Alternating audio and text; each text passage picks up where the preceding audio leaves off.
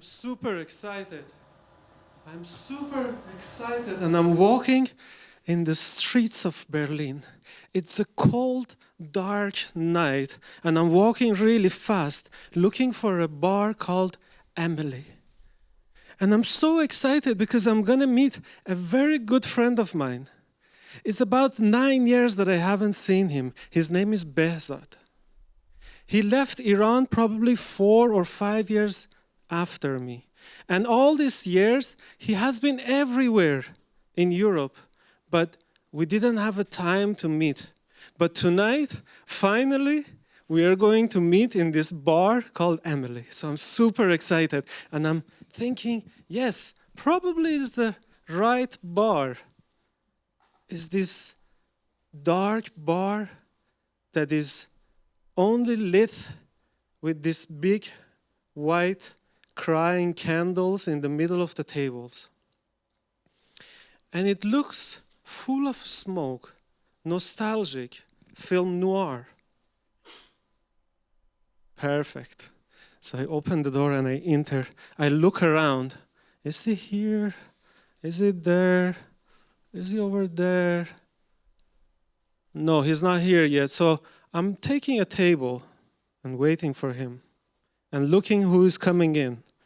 Is it this one? Am I going to recognize him after all these years? Feels a little bit like a blind date. And the bar gets a bit warm. So I take off my jacket. Maybe this one. He looks at me. His eyes cuts through me. I look at him. He smiles. But he still has the cold eye of a stranger. I smile back and I look again. Yeah. And I recognize him. That's Behzad. He come closer. I jump from my chair and I hug him. He still have this bony body, but he has grown a little belly. He sits in front of me. And I look at him. He has grown long hair and long wild beard, all gray. His skin looks healthy, and his eyes are warm and smiling at me. It feels already as if I'm with him in the mountains around the campfire. I ask him, do you have a cigarette? Do you still smoke? And he says, of course I have cigarettes. I brought us this Iranian small cigarettes called Bahman after the year of revolution. I grab one and I smoke. And we smoke more and we drink more. And before you know, the combination of German beer and Iranian cigarette and good old stories of friend makes me a bit tipsy. And as if that is not enough, he goes to the side of his jacket and he takes out a little flask and secretly he takes a sip and passes it on the table to me. I look at the flask, but suddenly I freeze. Where is this flask coming from? Where do I know this flask? But I can't remember, so I ask him, Behzad, where did you get this flask? Don't you remember? No, I don't remember. But where did you get it? Where is it coming from? You seriously don't remember? Do you remember the last day we were together in Iran? Of course, my memory is not so good. I have forgotten many things, but I feel embarrassed. Of course, I haven't forgot the last day we were together. So I take a sip to buy myself a little bit of time, and I say, no, of course I didn't forget. I totally remember. Oh, you do? So go on. How was our last day together? Yeah, I remember. It was the day that you invited us to a mountain trip. It was me, you, Behrang, and Sarah, the 4 hard-headed Iranians with this Che Guevara head standing next to the road and going to hitchhike to the mountains of Tehran, north of Tehran, high mountains. And from there, you made us a trip to go to the Caspian Sea mountains, where is forest, big forest. You wanted to take us to a place that Mirza Kuchak Khan fought for the first Persian Socialist Republic in 1915. He fought in those jungles. You want us to be there, to feel his vibe, to commemorate him. He started the Iranian jungle movement, but unfortunately, he was betrayed by his comrades, the Russian comrades, and he was killed in 1921 by the dictator Reza Shah. But tell me, Behzad, how is it possible that, as you say, we have the Persian father of Che Guevara, Mirza Kuchak Khan, and today some people think that Soleimani is the Che Guevara of Iran? How could we forget Mirza Kuchak Khan and think that this murderer of innocent people is the Che Guevara of Iran? Well, my friend, first of all, your version of a story is not really accurate. Second of all, it's a complicated matter, and I have no idea about this Iranian socialist amnesia. But don't distract us. The idea was that you're going to remember our last day in Iran. So carry on. Yeah, can I have a shot, please? And I'm buying myself a little bit more time to remember. So I take a shot and I go on. Yeah, and of course I remember when we came back from the mountains, because you lost the map, so we didn't know where we are going, and these friends that were with us, they just got diarrhea because of the 4,000-meter high mountains, and they couldn't carry the whole plan. So we had to come back to Tehran to be confronted with this huge demonstration of students. They came out of their university and they were blocking the streets. Why? They were demonstrating against the closure of the newspaper, the progressive newspaper called Salam. You see, I remember. And they had this perfect technique. They were sleeping in their dormitories at night, and during the day they had a shift, so they were shifting. Sleeping in dormitories and coming and blocking the street with burning fires, and against the armies of Sepah and Basij and police and all the thugs. And they were doing it so great that The Economist magazine put the picture of them on their cover and said, "The second revolution of Iran." But one night, everything changed. Because now, suddenly at night, Sepah broke into the university. It broke into their dormitories. Terrible pictures of broken door at night while they were asleep. They opened fire in some of the rooms. They broke the window and threw them out of the window. They shattered everything they had. It was horrifying. And after this, Sepah didn't have any resistance anymore.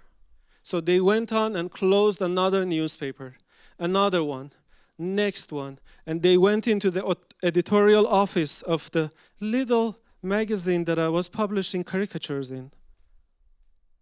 And then I had to go underground. And I only had probably 3 or 4 days before I left Iran. So I'm sorry, my friend, I really didn't have time to say goodbye.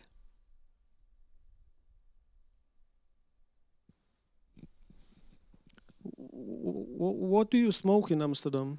Because your memory is really terrible.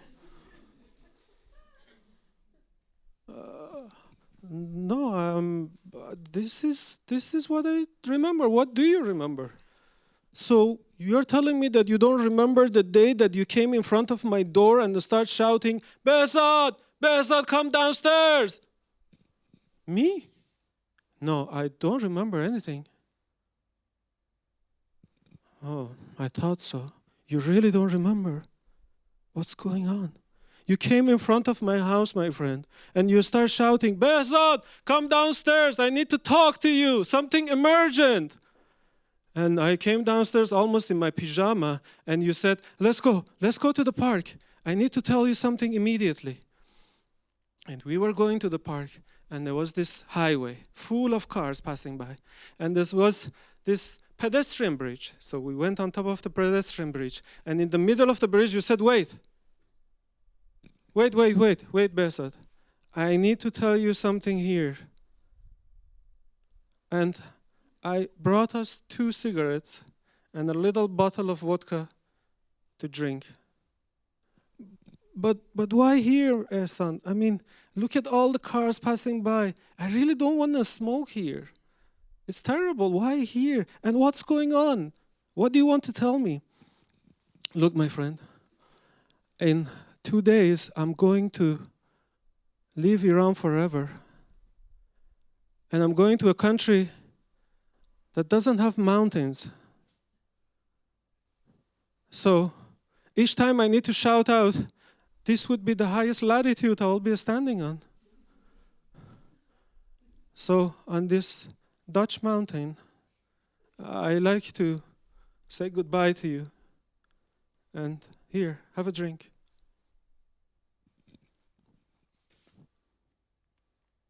Here, my friend, have a drink.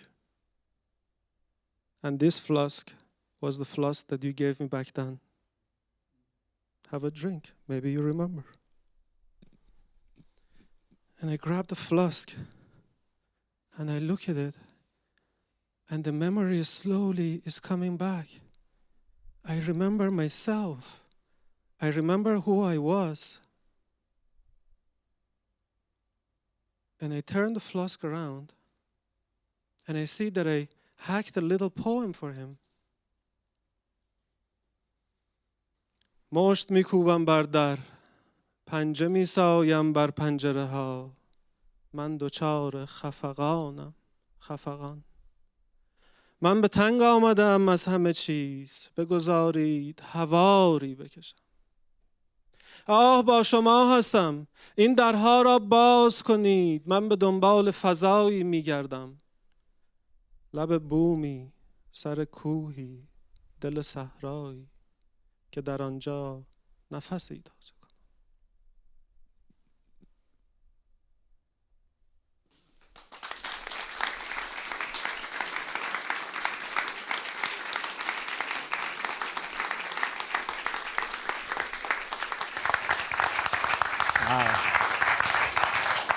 Ehsan Fardjadniya. Is my microphone on? Yes? Yeah? Okay. Ehsan Fardjadniya, thank you so much for your performance. Yes, visual and performance artist. The final poem you just reciting, could you tell us what was that? Maybe the idea behind it, or do you have the translation of it? Yeah, it's not officially translated in English, but yes. I have a version that I tried. So I have it in my booklet. I'm gonna. Yes, no problem. Yeah? Give me the microphone. Yes. Yeah. Okay. So this is your own translation? Yes. So it's not. The way you said yes, I'm now hesitating whether it's a good translation. Okay. Okay. I'm not a translator, so. Okay. But I tried. Yeah? Okay. Please tell us what's the translation. I struck my fist against the door. I scraped my nails against the window. I am being throttled. I am suffocating. I can't stand it anymore. Let me cry out my complaints. Oh, I am speaking to you. Do open these doors. I am longing for a space on the rooftop on the mountain or on the heart of a desert to take a fresh air. Okay, thank you. Thank you so much. Just one more question, yes. Great performance. In a few months, you will performing a show called Refugee on Trial. Could you tell us when, where, or can people ask you when we are finished at the bar? Yes? When? Yes. I just don't want to take so much time, but Refugee on Trial is the second version of it is going to be on the International Day of Refugee, 19th of June in Pakhuis de Zwijger. It's a theater based on the true story of an Afghan refugee who claimed for his status in Netherlands but was rejected.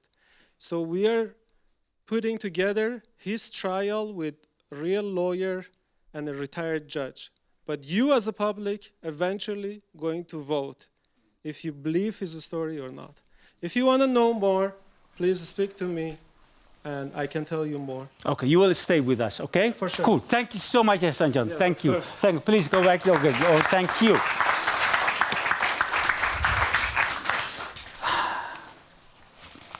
Ladies and gentlemen, my name is Qassem Soleimani, and I have the great honor and the responsibility to be your moderator, to be your host tonight.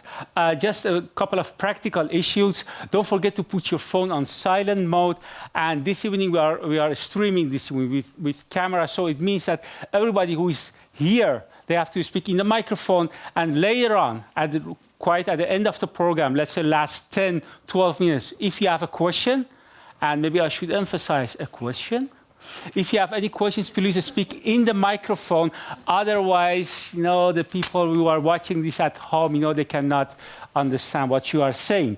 Having said that, another practical question is, do you understand what, my English, my pronunciation? Is it okay? Yeah, sure, yeah, sure. Okay, thank God, because, believe it or not, English is not my first language. No, okay. As a matter of fact, as someone who is born in Iran, spent his first 18 years in Iran, and now about 34 years in Holland, I have no idea of my first, second, third languages. But you said you understand me, so that's good enough for me. And I hope we can manage to get the same level of understanding till the end of the program. Inshallah. And so the program is called Update on Iran. It's made by two of the program editors of the Balie, Parvin Mirahimi and Zara Toskus. And it's about two issues in general. Of course, I know everything is interrelated, especially over there where we are from, Nevertheless, just for the sake of argument, two issues we are going to discuss. One of them is what happened, the impact of the killing of Major General Qassem Soleimani, the impact for Iran-USA relationship, Iran in the region. That's the one question.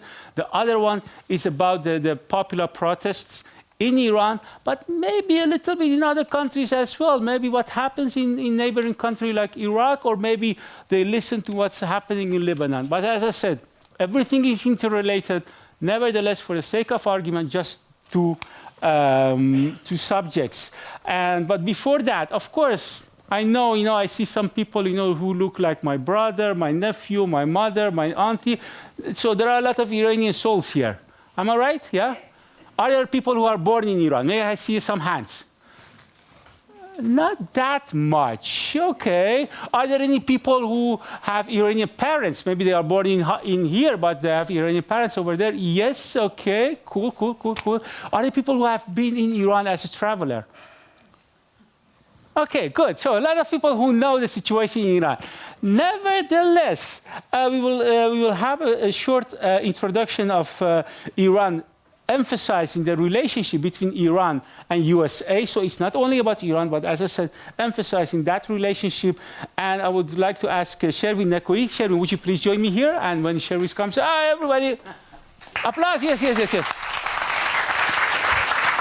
So Shirin, this is for you, sociology publicist and program editor, and you will, as I said, you will give us a short introduction about that subject.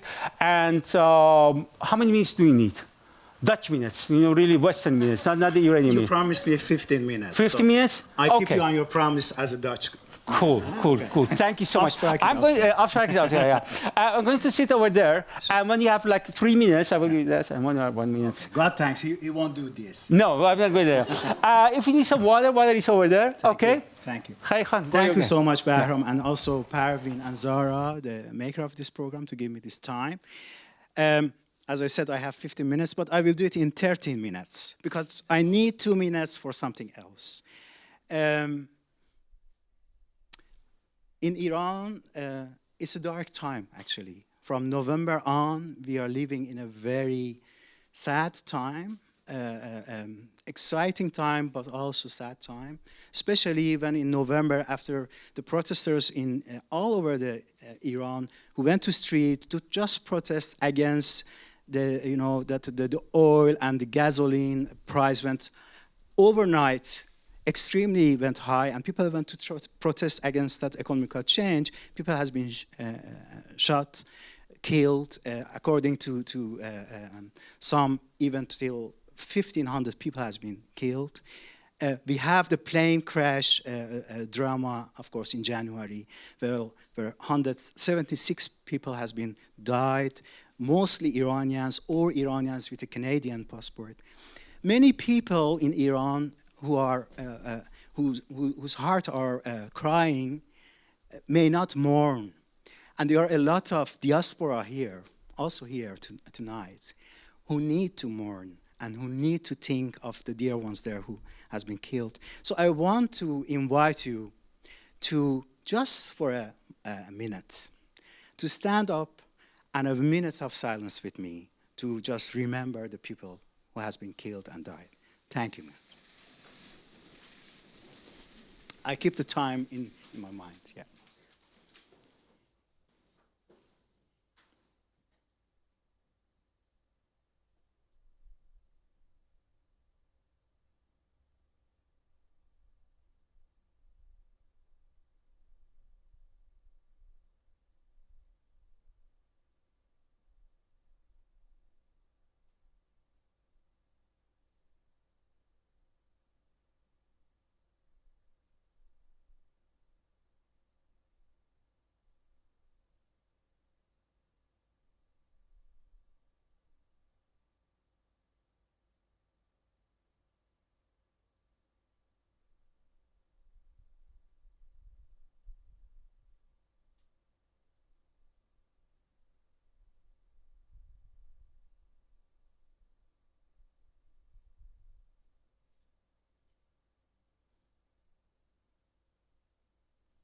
Thank you so much. Please have a seat. Okay, let's go quickly for a short history of Iran and US. Just the last note. Bahram was saying that English is not his first language. English is not even my second or third language. It's my fourth language. My first language is Tehrani. Second one is Farsi. The third one is Dutch, and fourth one is English. So forgive me if I'm not that sharp in English. But let's go to that history, because it counts and it's important for what is happening now. I start with 1977. Why? December 1977, President Jimmy Carter is visiting Tehran, Iran, visiting Shah of Iran at that moment. They have dinner, and he gave a speech which will become a historical speech, because it seems to be a disaster speech, because he is saying Iran is the island of stability in a very troublesome region. It's December 1977.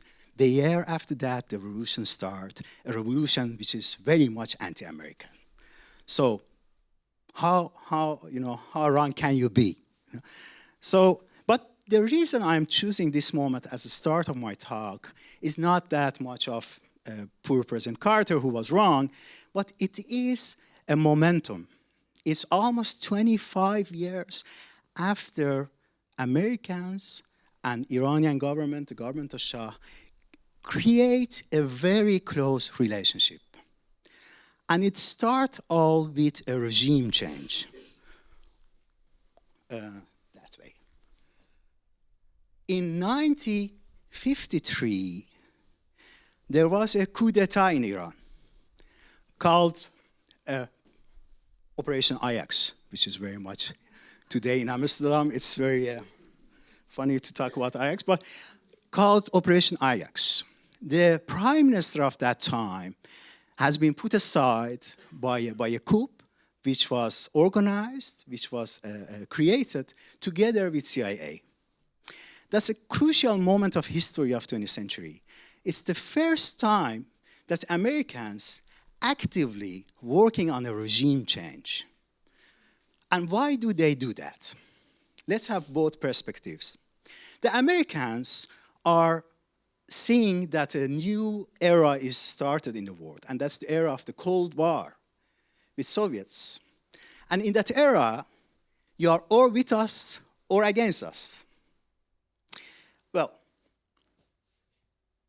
they were afraid that in Iran of Mossadegh, the prime minister, which was himself very liberal, that in his time, in his period, the Communist Party was growing in Iran. And they were very afraid that there will be a coup by communists, which had also their own elements in the military.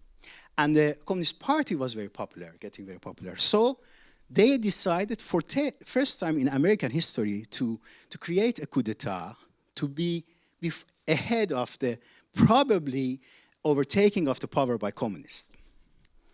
That's the American version. The Iranian version is Dr. Mossadegh, so the prime minister, was one of those politicians who didn't believe to be part of that Cold War. He was saying, we don't want to be with Americans, we don't want to be with Soviets. We want to be independent in that. That was his position. And for many Iranians of that time, the fact that a coup d'etat has been happened was a sign that Americans and American government was not loyal anymore to their liberal principle. It's an important moment of history. It's maybe the first moment of history that you see Americans and Iranians to being, to have this challenge together. Fast forward to the revolution.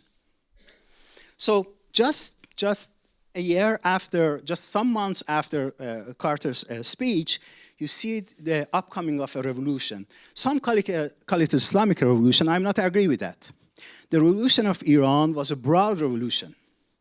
You have from extremely Marxist to extremely Islamist, and you have liberals in the middle also. Because what was happening in Iran? The Iranian monarchy, which was I said in English which was actually formally it was a constitutional monarchy, became more and more in the last 25 years, became more and more a kind of dictator. The last 2 years of Shah, he even announced that there will be only one political party, the Rastakhis.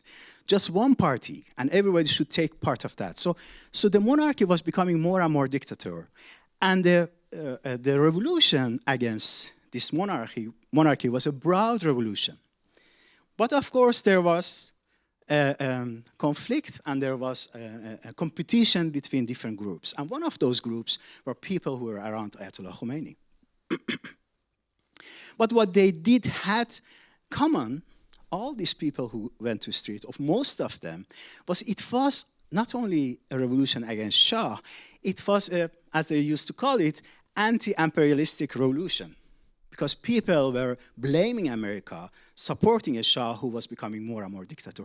So there was in end of 70s and in beginning of 80s, there was a lot of anti-American sentiment in Iran around different groups.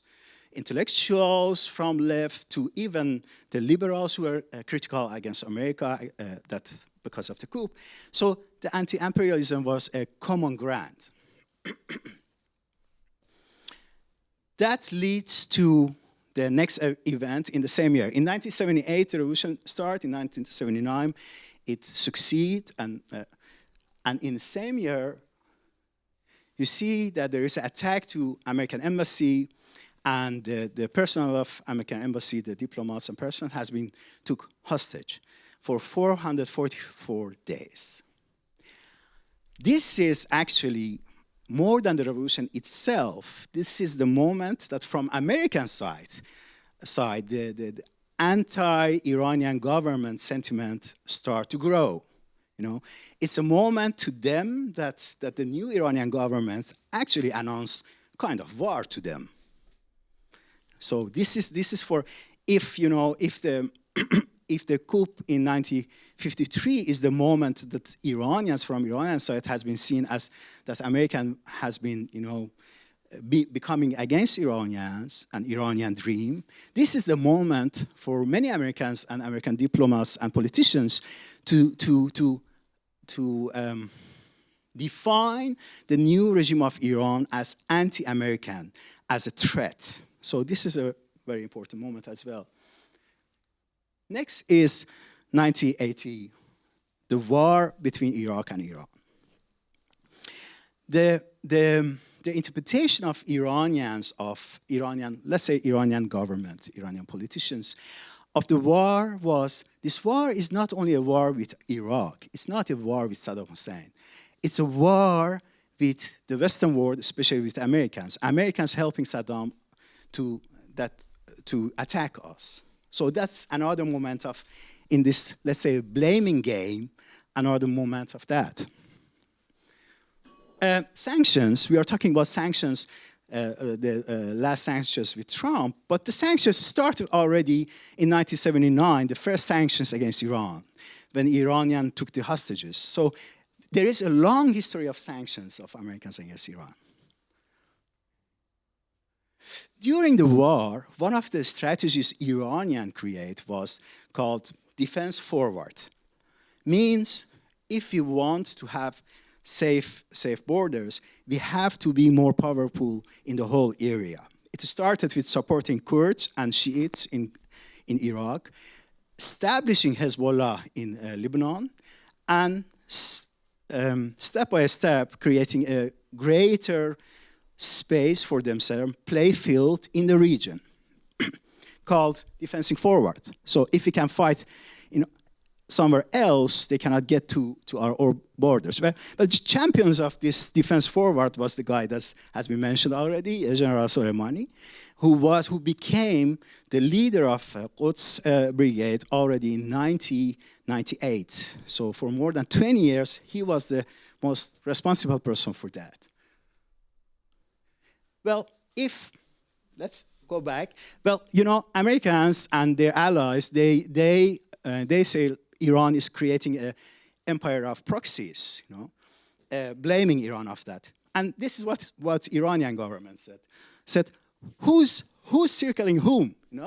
Take a look at all this. These are American bases in the region. So who should be afraid, and who's threatening whom? So this is their reaction on that. There is a lot to say about the nuclear program of Iran and the deal. We can go to that in the panel.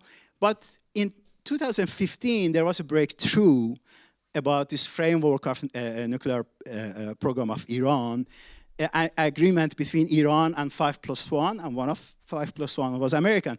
And many people saw that as a historical moment of breakthrough. Just 1 minute, last minute. They saw it as a historical moment of breakthrough of getting over of the hostility. Well, it was a short wishful thinking. And let's see if I can get the last one. Or somebody blocking Trump. Let me see. I had one. Yeah.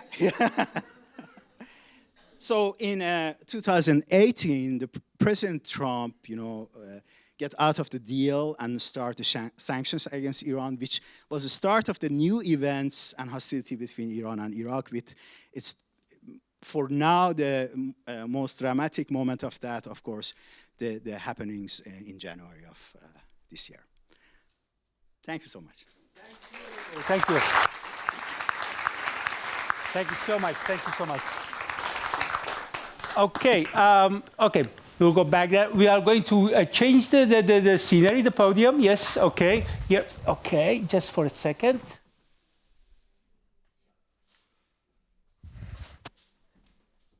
And we'll start the panel conversation in a minute. Thank you so much, Sarah.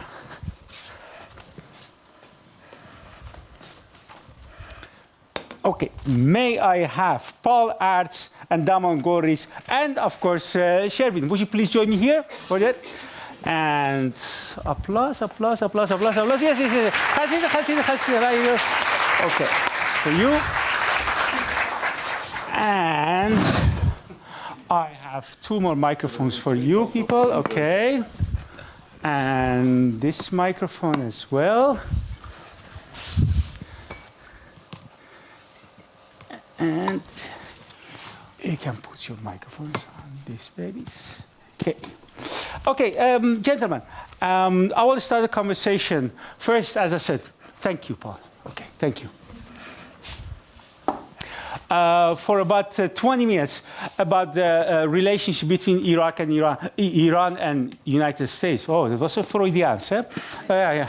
About Iran and United States, especially in the light of this killing of General Soleimani. So first of all, what was the most important thing about Shirin lecture?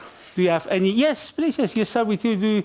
Do you think something was interesting or contradicting to what you believe? Take this microphone, please. It's good to be here. I don't know if you can hear me. Yeah. Thank you, Shirin.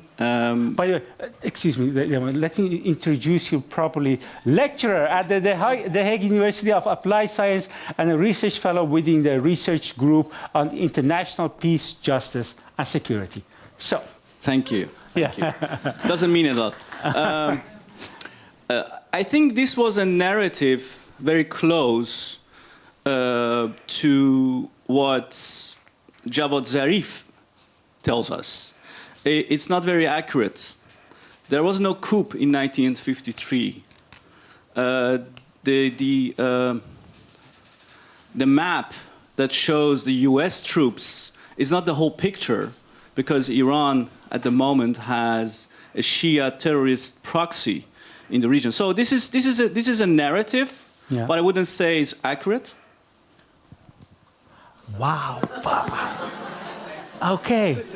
Shall we have Paul? Let's see about Paul. Okay, Paul Aerts. Paul Aerts, lecturer in international relations at the University of Amsterdam, UvA, and specialist in the Middle East, and especially in Iran and Saudi Arabia.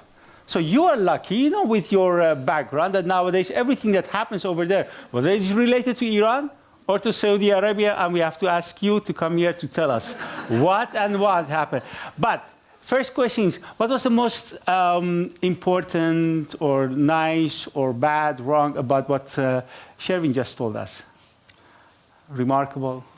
99% I'm in agreement with what Shirin told us. The only thing I would update is the map which shows the American forces in the region.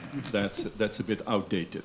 Can we see the map backing, apart please? from that, I think it's very accurate, and well, we will discuss more with Damon on the narrative and which narrative is dominant and why it's wrong or why it's right. Yeah. What's wrong with this map? Please? The U.S. forces in Afghanistan are these days much less. In Pakistan, it's exaggerated, I think. In Iraq, it's very much exaggerated. In the Gulf, it's okay. I would even add more in the Gulf, in the Arab Gulf states now. There are 68, between 60,000 and 80,000 American troops in the Persian Gulf only. Oh, yeah. So, how about Saudi Arabia? Now there are a few thousands. Few thousand. Yes. Could you yes? Can I say something about the coup? Yeah. Because it's the coup in 1953. Yes. Because that's a very, very important one. That's from the narrative point of view. And I know it's lectured in many universities in Europe and in the United States. Also, Madeleine Albright, the former Minister of Foreign Affairs of the United States, officially apologized for being involved in that so-called coup. It's not true. Prime Minister Mossadegh was not democratically elected. He was appointed by Shah. By Shah, of course, yeah. Like 20 other prime ministers before him. There was a plan for a coup on 25 of Mordad. Yeah. I don't know the dates in English, but not 3 days after. Okay. There was no such a thing as a coup. If you look at what coup d'etat means, meaning overthrowing a regime, didn't happen. Yeah. Okay. Okay. So it's an important narrative because it shows this whole thing about regime change and why all the problems between the Iranians and the Americans started, and Americans are not very trusted by Iranians, and there is also hostility. So this is the beginning of a narrative that is not true. Yeah, of course. Now, that's the nice thing about, my people, when you start about, what's happening right now in the region, we are still talking about 10 years later, it's still about talking about 1953. So that's good, and that's just, we just started, believe it or not. Within a couple of seconds, we are going back to the pre-Christian time, we were first here in Hamadan. We were here, not you. Having said that, please allow me to conclude this chapter. I've heard you, and I've heard you. I deserve one short. No. May I be pleased? So, please. Just 30 seconds. About 30 seconds? About the coup, is it okay? So then we conclude, okay? No, about the coup, I'm not going to discuss. Okay. We agree to disagree on this. Go read books. Thank you. Go read books about it. But something. Nevertheless, you are going to ask. No, I'm going to say something else, which is because I think it's fair to listen what I said. I said I give not the coup, but about the rest, I'm giving the perspective of these two countries. Yes. So I gave the perspective of Okay, thank you. Agree to disagree. Okay. So please allow me to come to the situation right now. Is this killing of the Iranian major general in Iraq, was that something unique, or can we, if you look back, were there any other incidents which are maybe comparable to that? Or was it something really unique what happened over there?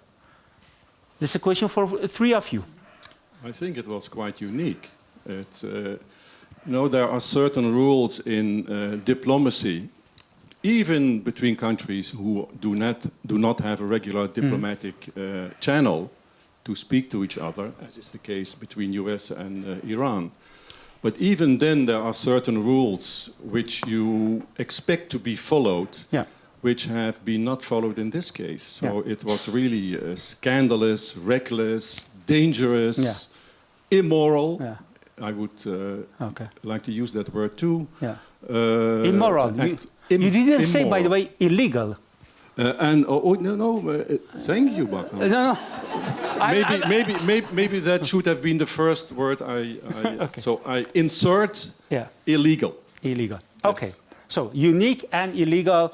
And how about you? How do you see that incident? Well, there has been liquidation of top leaders of Hezbollah, for example, in Damascus. You can maybe compare it with that. No, because that's an organization. It's not a state. A member of the United Nations, that makes a difference. A state and an organization, the difference is really crucial in this.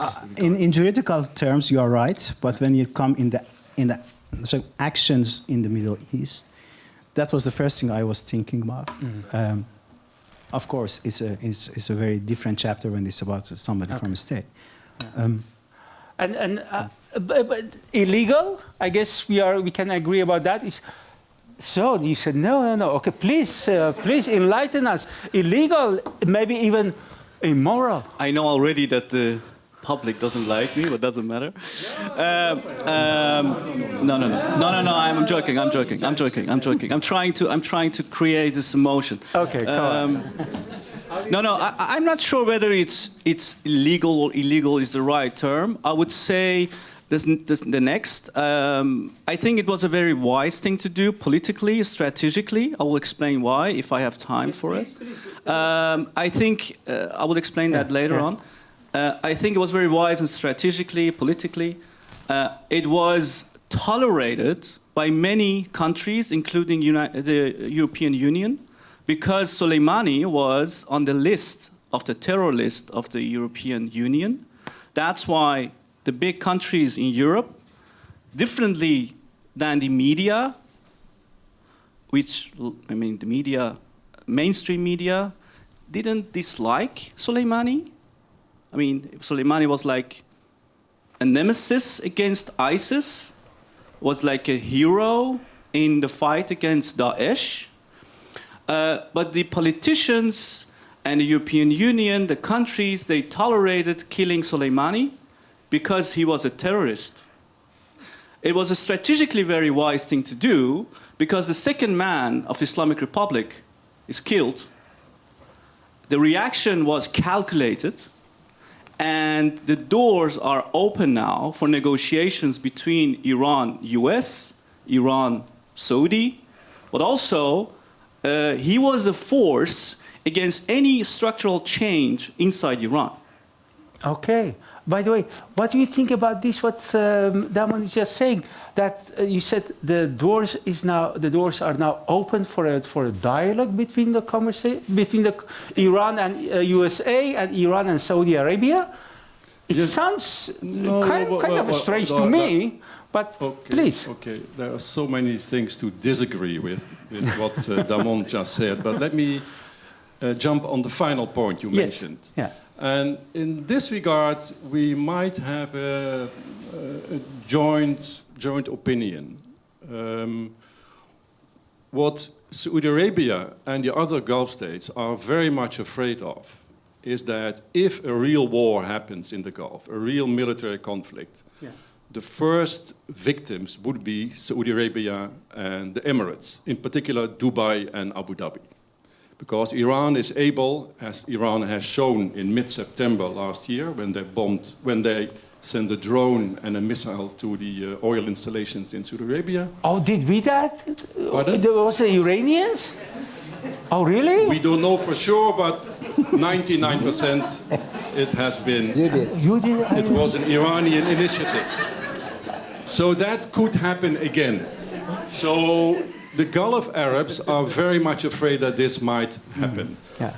On the other hand, Iran is very much afraid if it comes to a real war with the United States, military superpower, by far, Iran will be destroyed. It will lose the war. Yeah. So that is why both sides are calling, till this very day, for restraint. So Trump, please be careful. Yeah. I don't know whether Trump needs this advice, because he is already restrained himself. Yeah.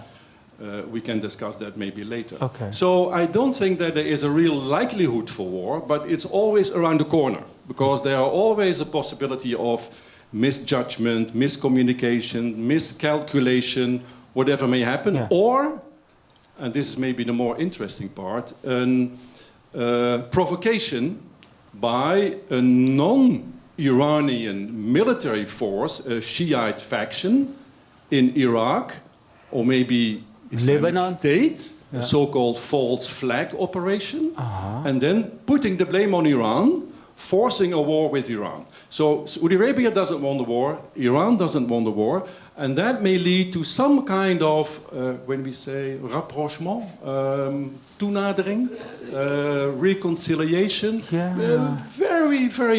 very modest steps. So in that sense, we are in agreement. On all the other points, I disagree. Okay, cool. May I ask Shirin, how do you see this point? Yeah, well, the doors are open for conversation. How do you see that? Well, you know, the complex thing about the Iranian state is it has different repertoire. Its iron fist was Soleimani and are the generals. And it has its diplomats, which I'm not the spokesman of Mr. Zarif anyway, but it has its diplomats. But so it has this repertoire. It's not a conflict between them, but they have a broader repertoire. And time and again, in the last 40 years, they show that at the moment that it become really serious with Americans when it comes to military conflict, they play the other repertoire. So I wouldn't be surprised if they take this open doors of dialogue, you know. So because they are fluent, they can play with that. That makes them dangerous. So if you want to beat them, you have to know that. If you want to become friends with them, you have to know that. They have different repertoire on the theater of politics. Yeah. I have only 2 questions before we go to the next lecture. This killing, did it weaken Iran? Yes? You think it weakened Iran? Yes. Yes. And how, when, why, how do you see that? And what's the impact, as I said, on Iran in the region? It depends on how you define Iran. If you define Iran as a ideological, totalitarian Islamic state, that's how you define it, I guess? Yes. Yes, okay. I mean, you could define it as a democratic elected, you know. Islamic Republic, yes. But I define it as a theocratic, totalitarian, semi-totalitarian state that is a revolutionary cause, is not a nation state. Yeah. So the main reason of existence of this state is to export its revolution. Yeah. And they are not successful. If you look at around the Shiites. So they are successful? So they are successful in exporting the revolution. In that case, killing someone as Soleimani, who has a lot of knowledge, a network, influence, charisma, and if you look at the second man, do you know the name of the second man? Nobody knows. No. That's the reason. So Iran is weakened if you look at from the leadership point of view. Yes. And especially is weakened because of the reaction Iran gave. I mean, you could say the reaction was missiles in the deserts of Iraq. Yeah. But if you look at politically and how it was orchestrated together with Iraq and with the United States to just, you know, calm it down. Calm it down. I think that shows that killing Soleimani is not in advantage of Iran, is in disadvantage of the country. Just to wrap it up, do you agree with that it weakened Iran? No. No? Okay, tell me why and how do you see that? Well, of course, the killing of the second man in the military apparatus is a blow to Iran. That's obvious. I would not deny that. But when you take the whole geopolitical picture into account, I'm not so sure it has been a disadvantageous move. I don't think so. Okay. For instance, just one factor which is crucial, and we refer again to the picture I was criticizing Shervin for the update which is needed for the American forces. Yeah. One of the consequences of this killing of Soleimani, but maybe even more of this other guy, Muhandis, the second man of the most important militia in Iraq. In Iraq. An Iraqi. This has led, and it may lead even more, to the getting out, the removal of American troops from Iraq. Yes. The priority of the Islamic Republic in its foreign policy list of priorities is get out America from the region. So that might be a nice beginning if it would happen. I'm not sure it's going to happen. Yeah. So in that sense, it's a winning position for Iran after the killing. But there are many more issues to be discussed here. But Shirin, your final just to jump on what Paul said. Well, the funny thing is, Trump wants to get out of Iraq. So No.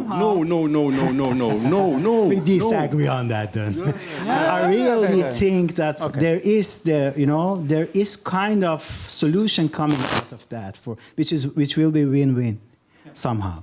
Win-win for the Iranian state and for American state. Okay. When it comes to getting out of Iraq. Okay. My final question is about the relationship between Iran and Iraq. How should we see that right now after the killing of Soleimani? What's the current situation? What's the relationship between them? I mentioned already one issue, that is that maybe the Americans will have to move out from Iraq, which we don't know whether it will happen, and if it will happen, how it will happen. And what will be the impact on Iran then? We have seen demonstrations in Iraq in the past few months, and maybe as we speak now they are still going on, I'm not sure, calling for Iran out, Americans out, and the regime in Baghdad, by the way, out. They should all go out. So that means that for Iran, the cards are less positive now than they were before. I think that is for sure. But I can also tell you, knowing the foreign policy agenda of Iran a little bit, Iran will not get out of Iraq. Iran will not get out of Syria. Iran will not cut its ties with Hezbollah. Iran has so much invested interests in these relations. They will not make concession on these issues. Okay. To our gentlemen, about the relationship between Iran and Iraq in the light of what happened. What's the current situation? Do you agree with Paul, or do you want to add something? If I can, may I add something in a broader way? If you look at Afghanistan, Iran, Iraq, Lebanon, what you see is that politically Iran has weakened. Islamic Republic has weakened. If you look at the situation politically in Iraq, the political establishment in Iraq, in Lebanon, is not in advantage of Tehran, of the Ayatollahs. At the same time, I think what you have on the ground, what is the fact, is that Soleimani is materially killed. He doesn't exist. But there is a hope that the American would leave Afghanistan and also Iraq. I don't think it's going to happen, as Paul said, because what really happened was that the parliament, they had this resolution, like the European Parliament making resolution about the human rights in many other countries. It doesn't, it means something, but, I don't think in the short term is going to change. But at the same time, I think Shirin has a point, and that point is that United States doesn't see the Middle East as future, region. So every politician, whether it's Obama or Trump, they have this policy, this slogan of leaving Middle East. It doesn't mean that they want to leave without any plan. What you see that they left North Syria while Turkey took in. So there must be some kind of filling in the vacuum of power. Otherwise, but leaving, as Shirin said, I think that's the plan, yes. Shirin, may I ask you for this final remark about the relationship between Iraq and Iran in the light of the killing? How do you see that? Well, I see a very interesting dynamic. The majority of Iraqis are Shia, and Iran has been, finding there its support. But you see in this demonstration against Iran and US, there is also a lot of Shias taking part. And there are talks about the highest Shia marja, highest Shia cleric in Iraq. In Iraq, Ayatollah Sistani, who's supporting this protests. So there is, So who is against Iran, as a matter of fact? That's the complex thing. Am I right? So who is against Iran? No, he's playing the card of making Iraq more independent from Iran and from America. And that is on negotiation table. That will be on negotiation table between Iran and America as well. So that's something new, am I right? That's something new. And that's a move, and Sistani is strong in Iraq. Okay, so the final remark is for you. Okay. 2 points. It's not really that new. Muqtada al-Sadr, that's another Shiite Muqtada cleric. al-Sadr No, but he is very influential. Level, you know? No, but he is very influential. He can mobilize a lot of millions of people, Shiites, on the street, and he in Iraq, and he was very much anti-Iran. Although he's a bit fluid, but he's an important actor. One remark on US leaving the Middle East. Yeah. I don't believe for a second that is going to happen. As I just tried to explain that Iran has so many vested interests in the three countries I mentioned, the same goes for the United States. There are so many, not because of oil, because the United States is more or less energy independent. It still imports, but it's more or less. So it's not control about the physical assets, but it's about control of the oil market, the oil price. The American economy is very much dependent on a stable oil market. There's another important interest in the region. That is the elephant in the room, that's Israel. So the United States forces need to be in the neighborhood, and there needs to be stability in the region, whatever that may mean. And then the fourth element, I think, is what the Americans themselves call anti-access strategy. Difficult word, which means that we control the Gulf. We means the Americans. Yeah. So the Chinese are very dependent on oil from the Gulf. If we get into trouble with the Chinese, we can deny them access to Persian Gulf oil. So that's why the Americans will stay in the Gulf. Maybe not with the 80,000, maybe it will be 50,000. Yeah. They will remain. Yes. Okay, cool. Okay, gentlemen, thank you so much for this first part. Please go back to your seat. Thank you so much. Yes. Yes, thank you so much, Paul. Yeah. In about 20-25 minutes, I will call you back for the final session. But now it's time to announce my next guest, Mansoureh Shojaee. Mansoureh, would you please go stand over there? When Mansoureh comes up, yes. So that's your place.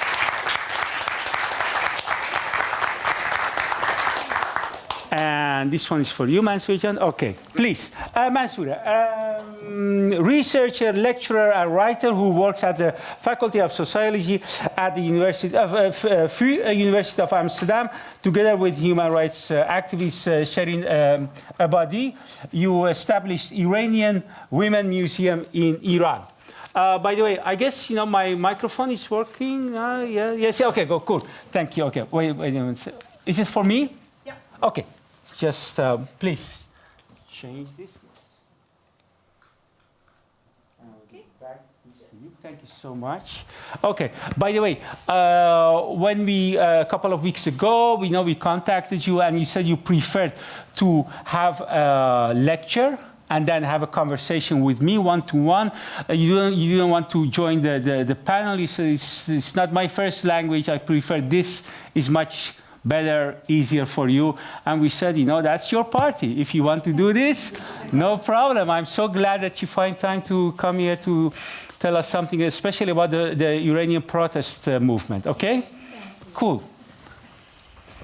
Thank you. I would like to start my speech with a quotation of Helen Sixu.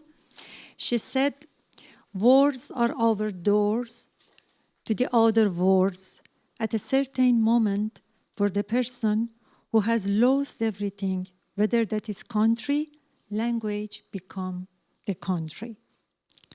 With this quotation, I am apologizing for my English, for my broken English language. That is not helpful to have a new country. But let's hope to understand each other by overcoming the hegemony of the language. I have to explain how I became an activist, in 10 minutes, but not 10 minutes. Okay. Let's get help of my narration of women movement in Iran. Europe is cold. Netherlands is cold. The Hague is cold. And I am getting cold. The North Sea winds are turning my body. No. Let me restate. I An olive-skinned 61-year-old stern woman is turned by the North Sea winds. My scarf, my bag, and my long skirt turns in the opposite direction of the wind. Everything turns and reverse. It even rotates my age number of 61 to 16. As a 60-year-old girl who accompanies her brother, a leftist student, to go to the cultural and political event, she sings with her brother's friend the hymns against the autocracy of Shah in the top of the mountain, far away from the public. Far away from the public. When they return home, they hear their mother's voice from the kitchen singing her favorite vocalist songs. At night, she listened to John Baez, but during her father's prayers, she decreased the volume. She goes to the high school where her teacher of religion and opponent of Shah became later her best friend. This multicolored image is a small portrait of a middle-class opposition family in my great country before the Islamic Revolution. In 1979 revolution's time, I was a leftist student. During the demonstration, I was looking for my favorite religion teacher, but I couldn't find her.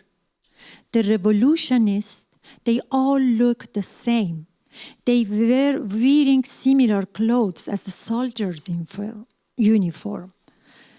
The only difference between the revolutionary women and men was women's headscarf and their hairstyle. The revolutionary Muslim women carried the scarf to the forehead. Leftists would fasten their hair with a tough cord on the back so as not to have a feminine appearance. Everybody was in one shape, a male-dominated shape. This portrait made me feel scared. I felt I was living in a military base where there was no sign of femininity. That fear became my first motivation to think about the female position and women's struggle. In March 1918, I participated in one of the biggest marches against the compulsory hijab on the International Women's Day that was able to postpone the rules of hijab for 6 months. Later on, the 18th began with a big panic. War with Iraq, oppression opponents, arrests, deadly tortures, and mass executions. No one was left in the street. Fearful of all of this, I took refuge in a corner of the National Library and redirected my attention to reading novel. At sunset, I would practice music, which was mostly banned in that era. When I wanted to sing, I would go in the wardrobe, in the middle of the blanket and pillow, to sing in a hidden environment. At the very same time, my mother would sit behind the swing machine and start sewing, a way to hiding my singing, as women's voice were forbidden. We were trying to overcome our fears through the female complicity. The beginning of the 19th marks the beginning of a new era in the world. In Iran, the war was over. The leader of Islamic revolution was dead, and Iran was mourning for hundreds of thousands of the victims of war and for 4,000 political mass execution. The atmosphere was slightly changing. We, the women, after that oppressive decade, gradually found each other again. The mothers of the executed were secretly gathering in houses. We, the secular women, would gather in private gathering. We would watch movies about women's struggle in the world. We would read the feminist theories. We would organize underground women's celebration and women's concert. For instance, on International Women's Day, Or we would gather for the anniversary of the constitutional revolution on the tomb of Qamar, the first women Iranian singer in constitutional time. Gradually, some Iranian women who immigrated in the previous decade traveled back to Iran to visit their relatives. Their souvenirs for us were research findings and books written by Iranian feminists in the Western University. In the beginning years of 19th, the women that were contributing the state vision and mission were providing themselves to participate in the Women's World Conference in Beijing in 1995. We, independent secular feminists, were not allowed to participate in the conference. But we were hopeful that the women who participated would be influenced by world women's movement. The reform era gave women more space to become visible in the society. We were able to publish women's magazines and books. It was 2000 that we decided to hold a public event on International Women's Day. Attendance, a large number of participants with different perspectives, was astonishing for all of us. In that event, I realized my responsibility as a woman activist. We founded the first independent women's association the same year, the Women's Cultural Center. It was the start of my professional career as a woman activist. In 2002, we established the Women's Library. In 2003, one of our co-activists and lawyer, Shirin Ebadi, was awarded the Nobel Peace Prize. This event became a reason for us to form the first pluralist coalition of Iranian movement, including Muslim and non-Muslim, secular, left, and liberal approaches. Parallel, there were other struggles that the ordinary groups of women in the society were working against, such as resisting against forced hijab in the street. In 2004, by the end of the reform era, the oppression of the women's movement intensified. We took advantage of the virtual world and launched several women websites. In the non-virtual reality, we launched the 1 million signature campaign for changing the discriminative law. But many members of the campaign were detained. Many lost their job, and the signatures we collected were taken by intelligence officers. This is an image of women's effort that have been stolen and that we will one day take back from the state.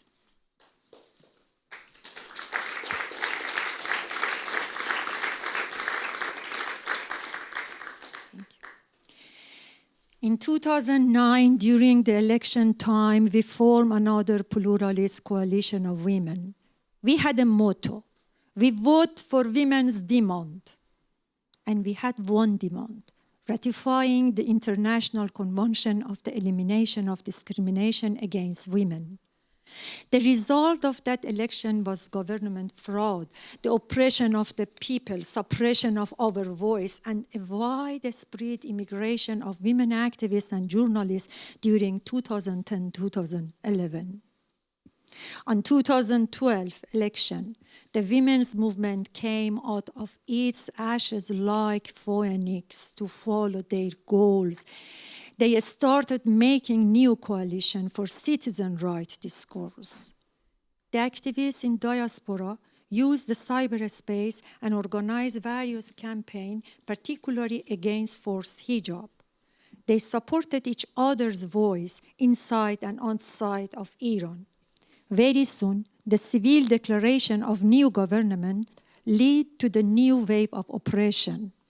But it was just 4 years ago that a campaign had been formed in Iran to change the male-dominated face of the parliament. It was just 2 years ago the campaign Girl of the Revolution Street was formed in Iran to protest against forced hijab. Women. The courageous lawyer Nasrin Sotoudeh, who was defending their cases voluntarily, ended up in jail because of this support. And still, in the last 4 months, the pulse of the women's movement is being heard again. Women are again in the front line of protest against poverty, corruption, US sanction, and the catastrophe of Ukrainian airline passenger jet crash. Iranian women's movement, with more than 100 years of history, is going from home to a street, from street to prisons, and from prisons to diaspora. Now, in the corner of this all, here I am, as a middle-aged Eastern activist in diaspora, trying to inspire the transnational feminism to have more solidarity and in cooperation to prevent women from being turned and wrapped in the storming winds of violence and militarism and autocracy in both the Eastern and the Western country.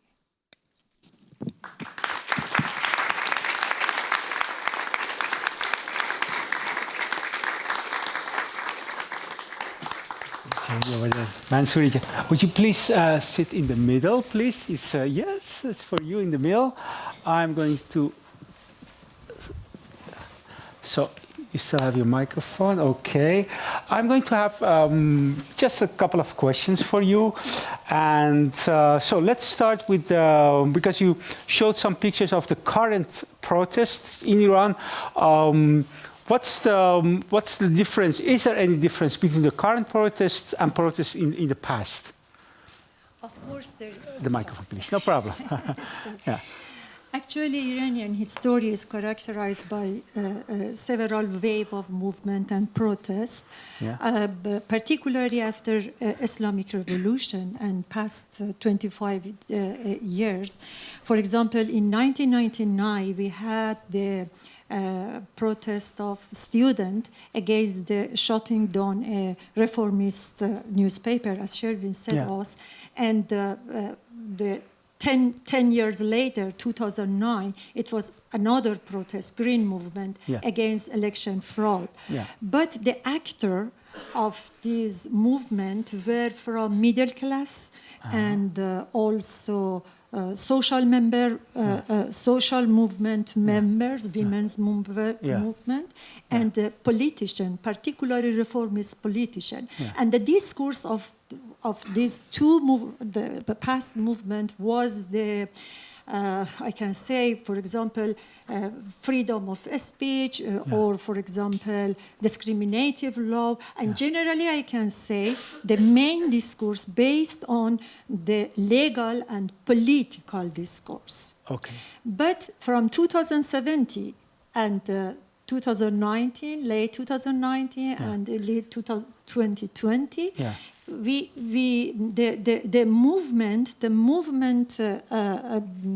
the movement's discourse based on economic and poverty, and the actors also has been changed. The actors is from the lower middle class and for example, working class, marginalized people, or for example, the people who lost everything, and it is not like they are not like citizenship. Right.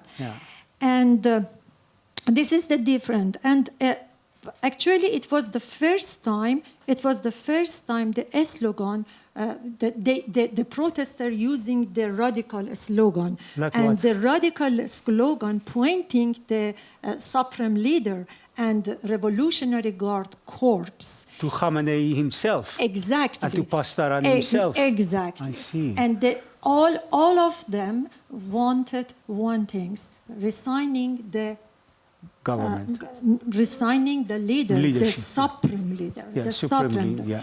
Actually, I think multi-layered regime became in only one voice and only voice of the supreme leader. Yeah. And now the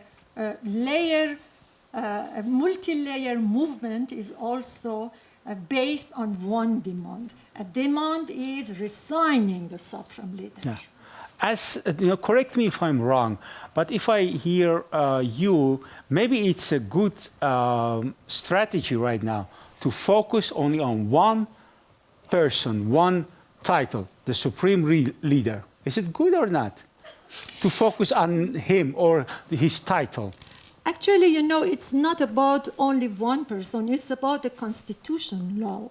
The constitution law should be changing because the role of the supreme leader is based on the rules in the constitution law. So there is no way only changing the constitution law by a free election and, for example, making a transforming parliament elected by the people and a movement, bottom-up movement, of course, to make this transferring parliament, to make a new constitutional, to go over the leader, the supreme leader. Okay. Final question. In a couple of days, we will have elections in Iran, yes? Parliament elections. In the light of the recent protests, are you optimistic for these elections, that maybe something will happen, especially as you see now new people are going on streets, so it's not only the elite, high-educated people, but all people are going on street. Is it a good thing? Can we be optimistic about the next future, or are you still pessimistic?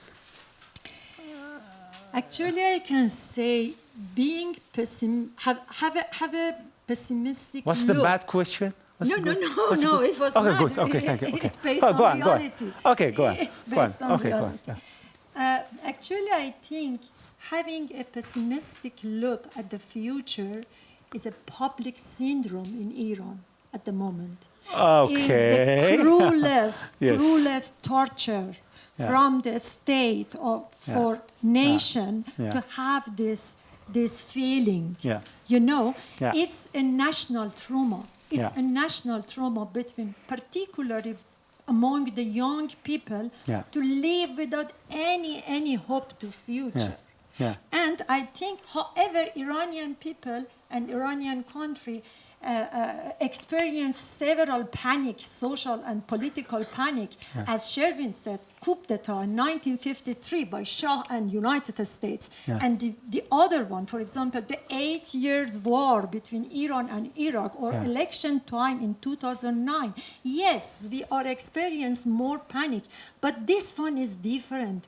I think Iranian nation, Iran is surrounded by an evil circle of disaster, corruption, sanction, oppression.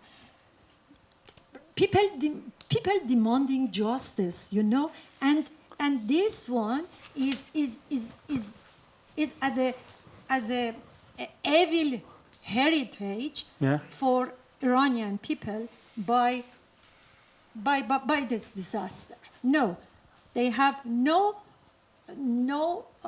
I am not optimist, but I believe to people, if resisting to occupy the street, first one. Second one, if they deny to using the violence way. Third one, if the protester can form a bottom-up operation of movement. Fourth one, if if they can make international network by independent organization, human rights organization, European journalists, European civil society, I don't talk about the government, Yeah. I'm talking about civil society member in Europe. Yeah. And in that way, Yeah. maybe we can be optimists. Yeah, so to put it very mildly, you are, so there are 4 ifs. And Maybe more. Maybe more. If I have time. Yeah, okay. And given the fact that that Iran is surrounded by evil, I don't know how you put it, evil Evil disaster. evil disaster. So, nevertheless, you are not pessimistic, you say. No. I don't know what kind Nobody. It's a national, I don't know what it's a you. national trauma, my Of dear. course, it's in our DNA. You know, the worst is yet to come. That's what my father always said. You know, the worst is yet to come. Nevertheless, I am so glad that you are here with us with your nice smile. And by the way, thank you very much for sharing us your personal history. You know, going back to the 80s and the nice pictures. Thank you again. Sorry for photos because I sent it, but it. Oh, sorry. Yeah, no. The photo it was not in a right order. Sorry. Maybe Oh next no, time. it was great. It was great. No, it Yeah, worked. It worked out. Ellie Yeah, and yeah. Zara, Ellie, thank you. your assistant. She did a great job. Thank my you. colleague. Your colleague. I'm sorry. Your colleague. Okay. Anyways, thank you so much again, and you go back to your room. Thank you.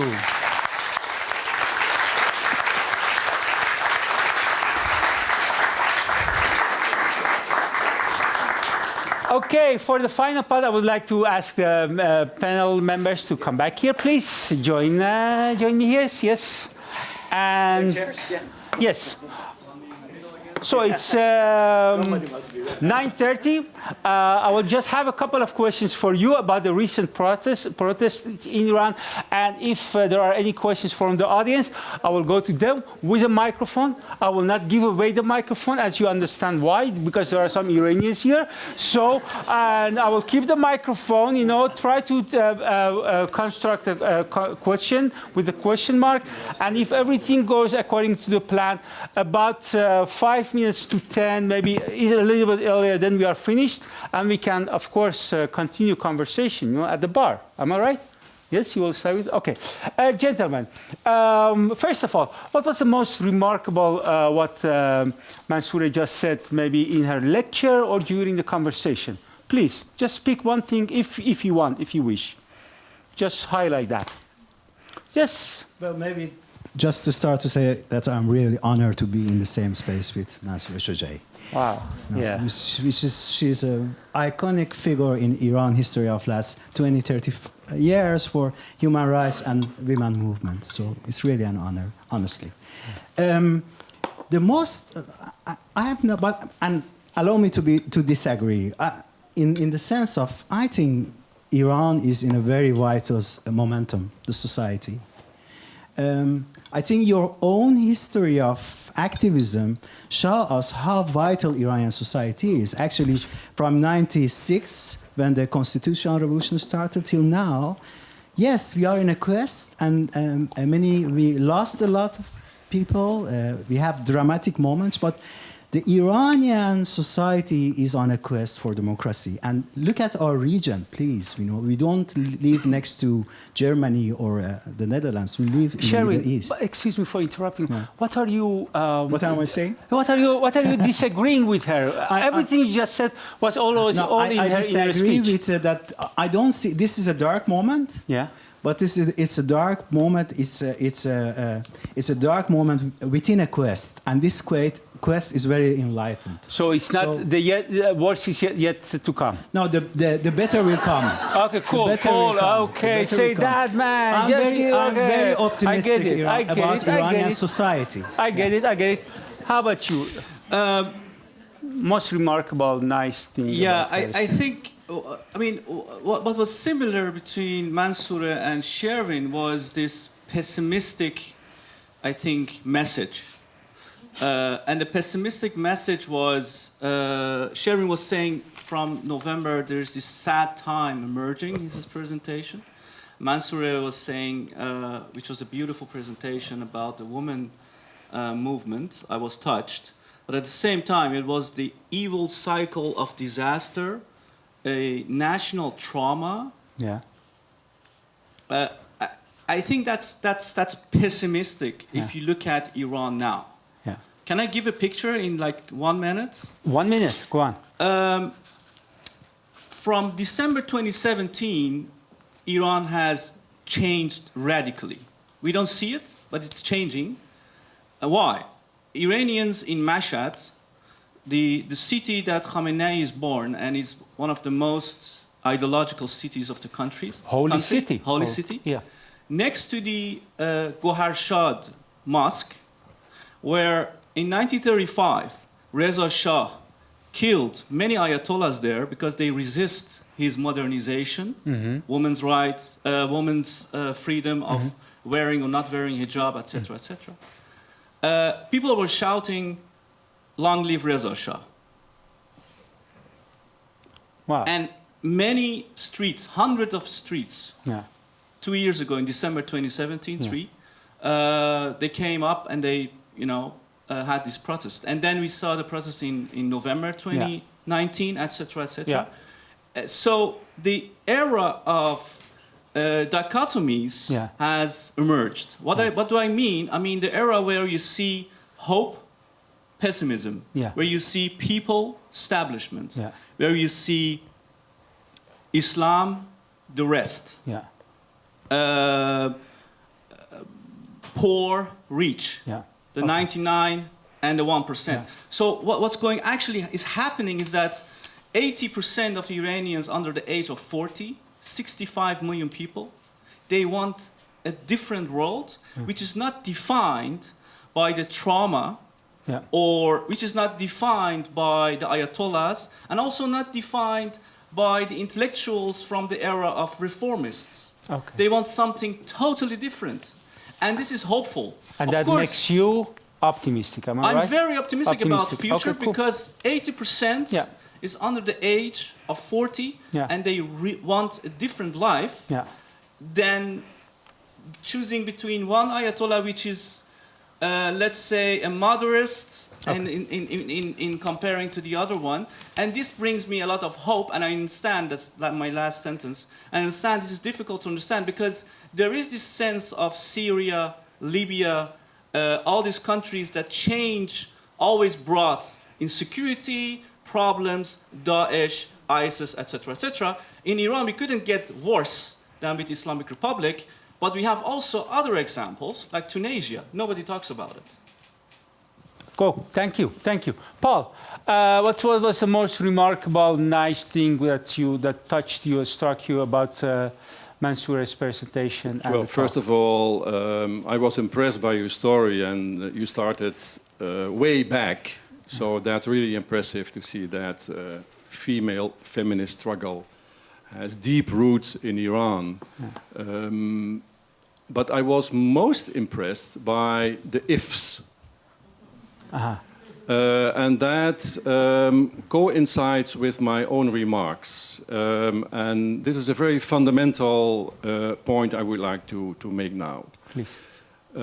I dislike the word optimism and pessimism. I dislike it so much. I try to refrain from it. And I think we should distinguish between hope and optimism. I'm hopeful for Iranian future, for Iranian people, not for the regime, for the people. But I'm extremely pessimistic, if you would force me to use that word. So there's a distinction between hope and optimism. You use the word as interchangeably. That's not correct. And what many people are doing, you do it in the first place. Shervin did it in the past, now a bit less. I'm lucky, Shervin.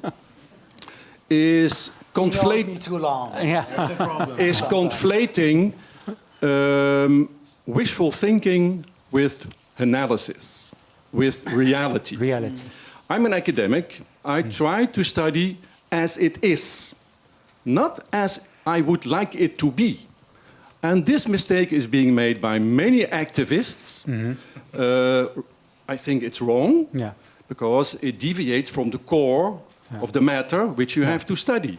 And then adding to this, if you study reality, and here we might be in agreement, and this relates to the ifs, there are so many negatives when you look at the opposition, if you can use that word.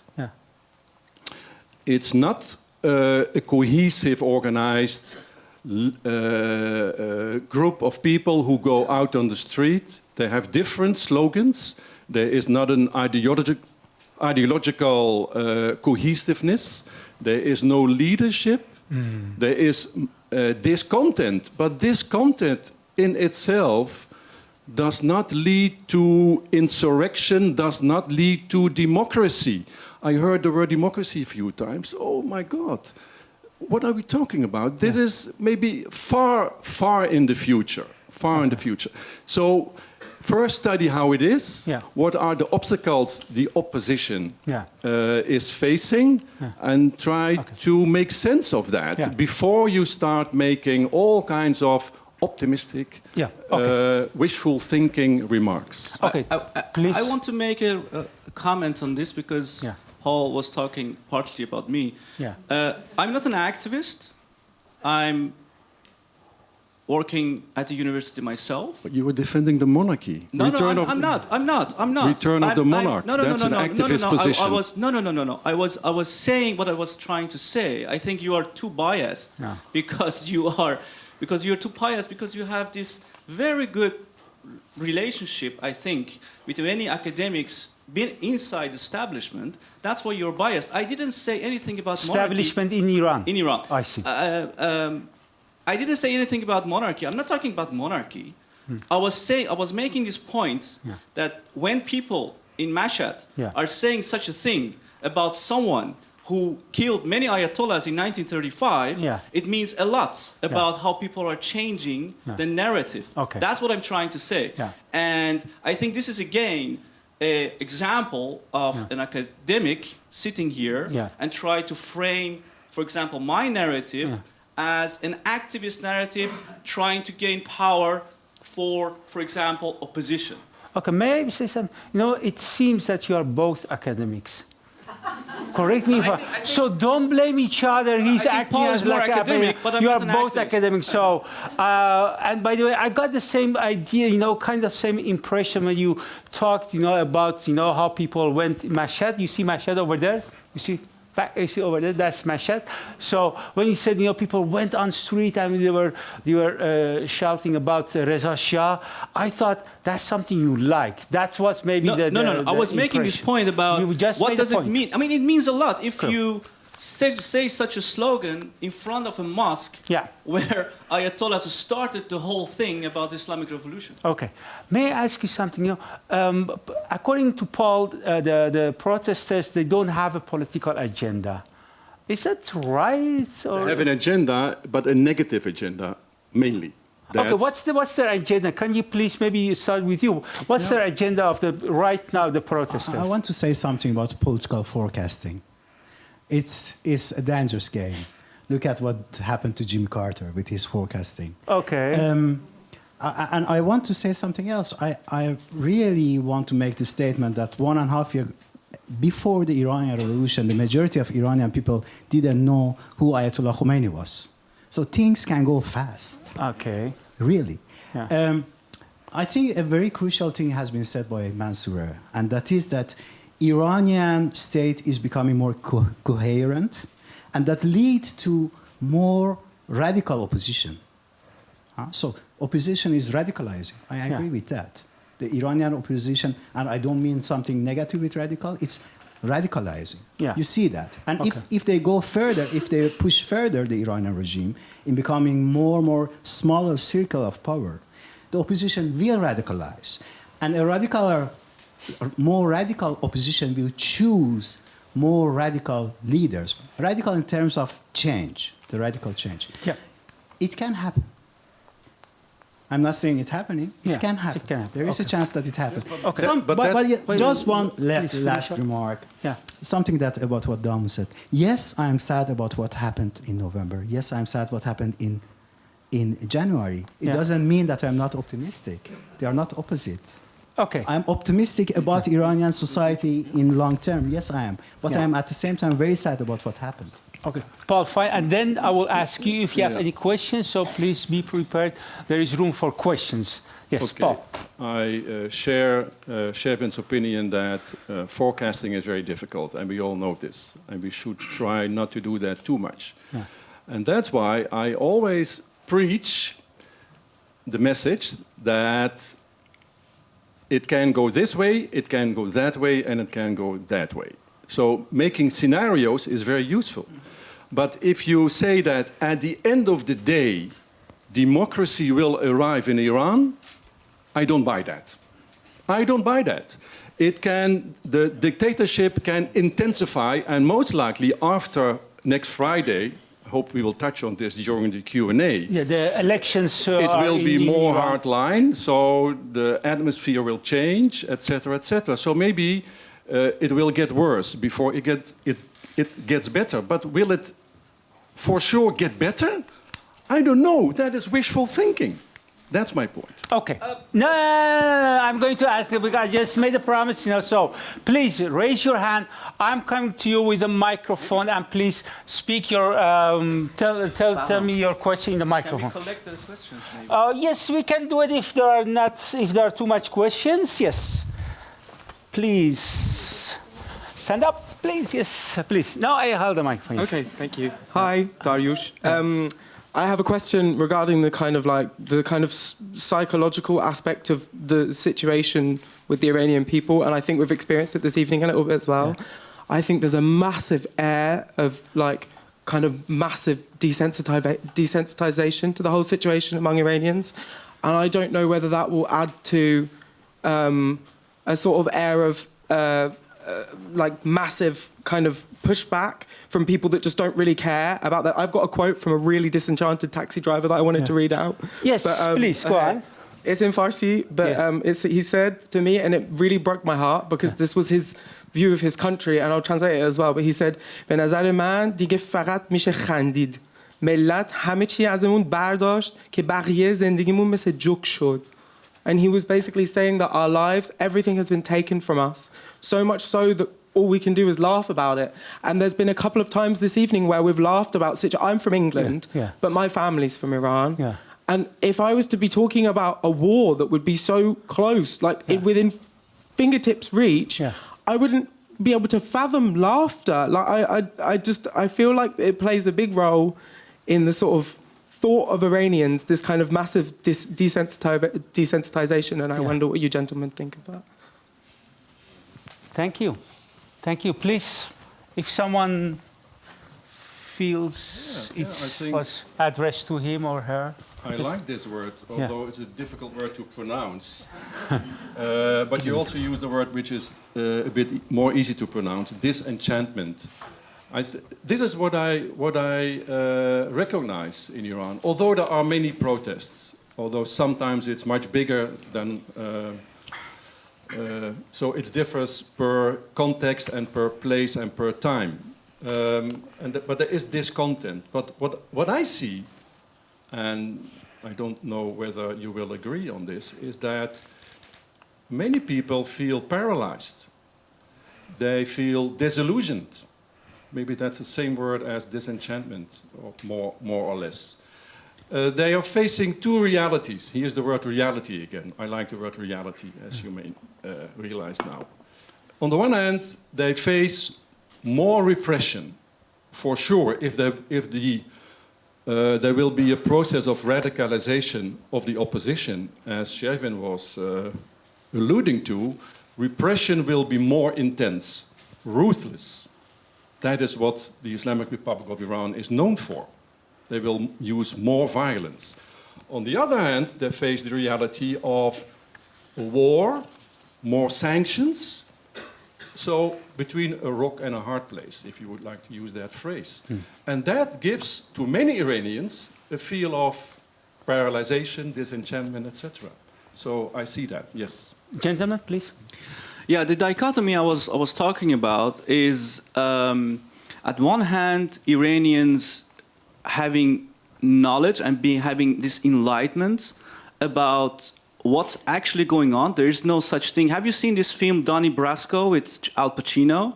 He's trying to sell this diamond ring to this mafioso, and the mafioso, I think, is Johnny Depp. He looks at this ring and says, "This is a fugazi. It doesn't exist. It's fake."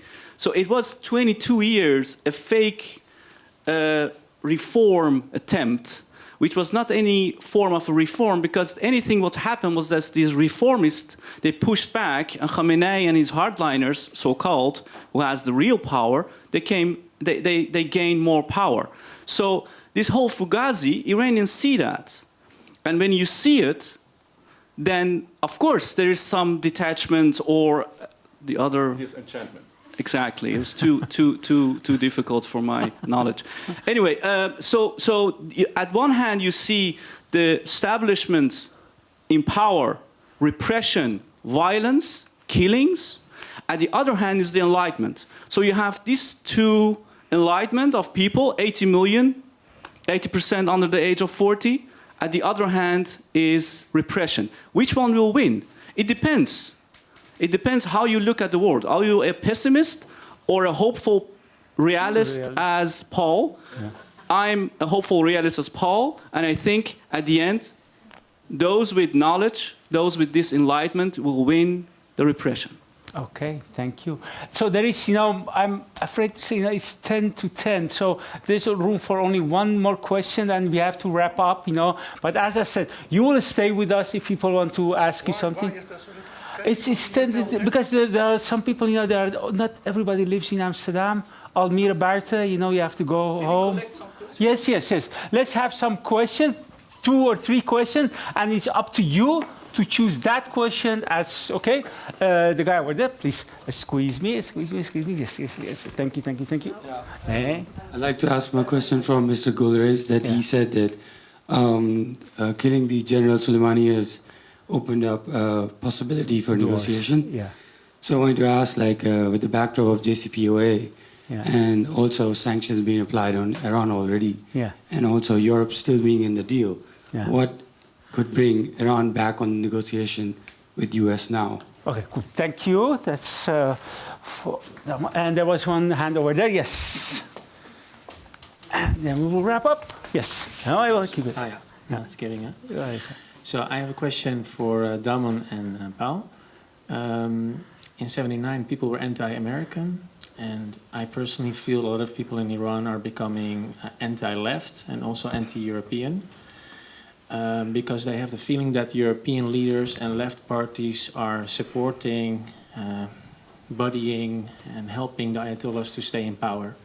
What is your opinion? Okay, and there is one more question over there, so please try to remember the questions. Lady over here, yes, please. A question from Damon. Damon, you said the killing of General Soleimani has weakened the regime. Yeah. How you can say it?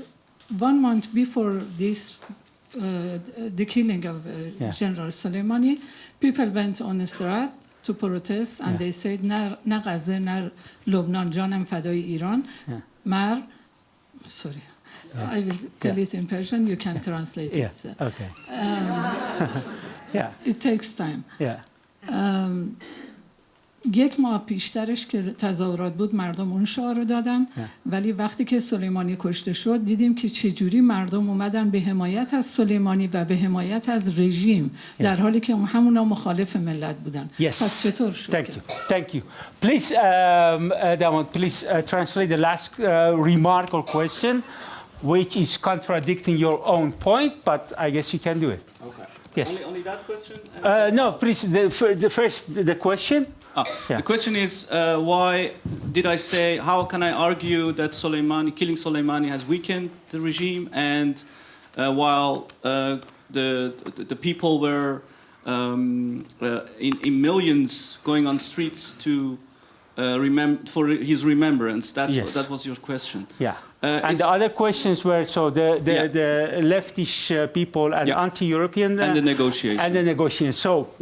Okay, I will keep it very short. Yes. Very simple. I think what I said, it's very difficult to replace Soleimani in the Middle East. So the regime has difficulties to export its revolution because there is no one in the regime, and also not his alternative, to fill in his place for export of the revolution. On the other hand, this demonstration, I don't believe it, because the regime has 40 years of orchestrating demonstrations like that. They do it every month. They do it every Friday. So I don't believe the authenticity of it. Yeah. Okay. Okay. He made your point. Okay. Shojaee. Yeah. Okay. Negotiation. Yeah, I think it was a week after Zarif gave this interview to Spiegel, and he said. He's the Minister of Foreign Affairs. Am I right? Yes, Minister of Foreign Affairs. He gave this interview. You can look it up. And he said, even killing Soleimani doesn't mean we don't negotiate with the U.S. Yeah. And there is back channel. I mean, he just met a U.S. congressman in Munich. So the negotiations are going on. And killing such a man who has his own empire isn't the way of having negotiations with Khamenei. Okay. The question about over there about maybe someone else wants to respond. Paul, would you like to respond? Can I just say one more? Trump is more popular among Iranians than among Europeans because Iranians understand politics and Europeans look at Trump from a moral point of view. A bomb! Wow, man! Wow, man! I didn't see that coming. Wow! Yes. Okay, Paul. What's your reply or your thoughts about that? The reason that many people in Iran are anti-Europe, I think, has to do with the fact that the EU is not doing what it should do. It adheres to the nuclear deal, the JCPOA, but it is not taking the actions that the deal wants Europe to do. Because European leaders, one should say, are afraid of American punishment, which is a very weak attitude, I would say. Geen ruggengraat, we say in Dutch. What is the equivalent for that? No backbone. On the Soleimani issue, and then on the negotiations with the United States, there is maybe a blessing in disguise, and this takes 1.5 minutes. We'll have the elections next Friday, then we have the presidential elections the year after. Most likely, we don't know for sure, but next Friday it will be a victory for the conservatives or the principalists or the hardliners, whatever word you would like to use. So the hardliners, if they get the presidency also, that means that the whole political atmosphere will change. And then it can go in two directions. And this is political forecasting, but two scenarios. And one scenario is quite positive, and that relates to the talking to the United States. The first scenario, and that is what most people predict is going to happen, is that the Iranian regime will double down on the so-called maximum resistance.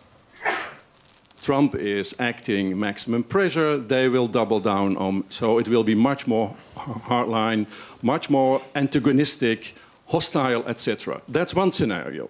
The other scenario, and that is very interesting to think about, if you go to the bar or later at home, think about this, and that is what I call the Nixon goes to China settlement. So they feel very strong, they have a lot of confidence, self-confidence, the so-called hardliners.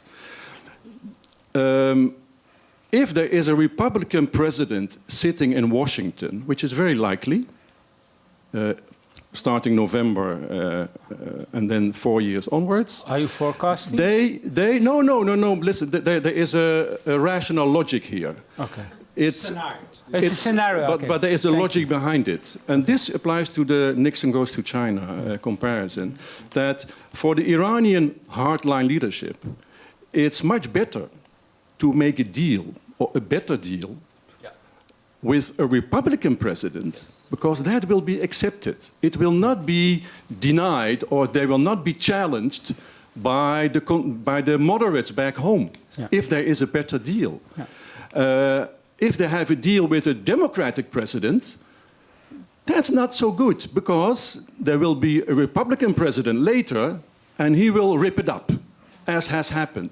So it's always better to have a deal with a Republican president. So this is a little light at the end of the very dark tunnel.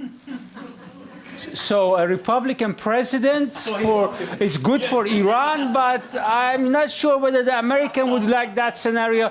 But nevertheless, thank you very much. Thank you very much. Trump repeats, not on a daily basis, I want to talk to Iran. Okay. And he is serious. He is serious. He wants to talk. Okay. And if he can build a Trump Tower in Tehran or Mashhad, he will do that. So that sounds like a threat. Okay. So if you like this program, who knows? Maybe you like the next program. We will have up in that one. 27 March 27, the Lange Arm van Tehran. So maybe, who knows, maybe you like these programs for the next weeks. We started off, just to remind you, one more time, we started off with Ehsan. And by the way, he ended up with a poem which was written by Feridun Moshiri. Am I right? Yeah. And then we had, of course, we had Mansoureh. Thank you so much again for your lecture and for being with us. And gentlemen, thank you for being with us here. And thank you all for, it's 10 o'clock, we have to stop, but not before thank Parvin. Thank you so much for organizing this evening. And of course, Zara, she's sitting over there, the program editors of the Balie. Zit erop, Godafes. Thank you. Okay. Paul, thank you well.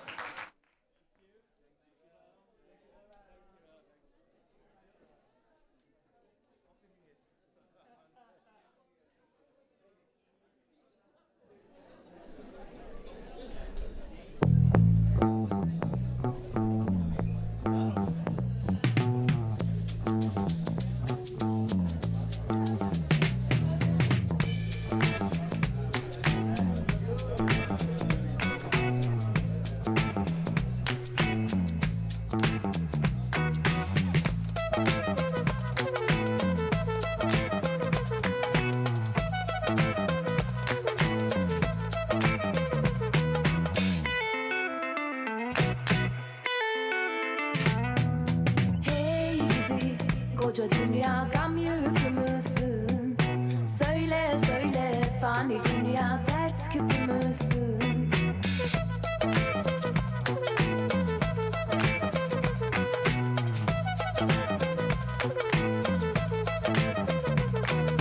Hey gidi koca dünya gam yükü müsün?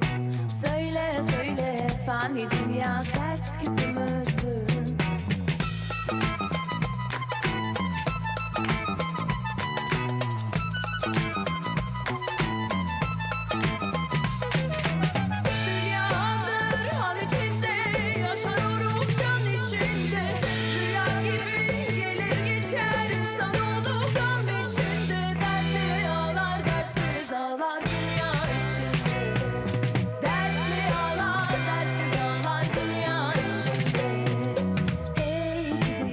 Koca dünya gam yükü müsün?